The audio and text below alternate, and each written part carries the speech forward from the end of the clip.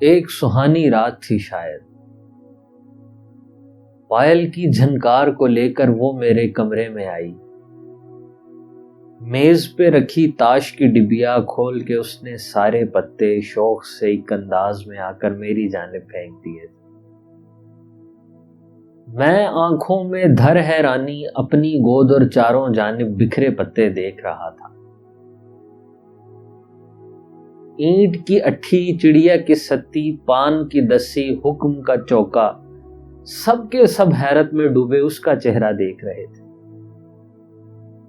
آدھی رات کے سناٹے میں اس کی ہنسی سے میں جب چونکا، اس کے ہاتھ میں 2 پتے تھے۔ ہنستے ہنستے اکھڑی اکھڑی سی آواز میں مجھ سے بولی، چاہے رنگ ہو یا بھابھی ہو، منگ پتا یا کھیل ہو دل کا۔ میرے حساب میں زین پیا جی بالکل ایسے جوکر ہو تم جیسے میرے ہاتھ میں دو۔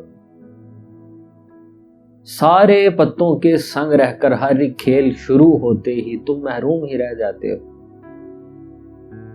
پھر اس نے وہ دونوں جوکر باری باری پھینک دیے تھے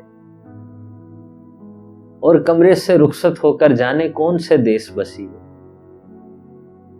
اب تو مدت بیت گئی ہے، آج اسی کمرے میں آ کر وہی کہانی سوچ رہا ہوں۔ پلنگ پہ بکھرے تاش کے پتے، ہاتھ میں دونوں جوکر لے کر گھنٹوں بیٹھا دیکھ رہا ہوں۔ شاید وہ بھی کسی گھڑی میں میرے بارے سوچ رہی ہو، جیسے کوئی حکم کی بیگم پان کا راجہ کھوج رہی۔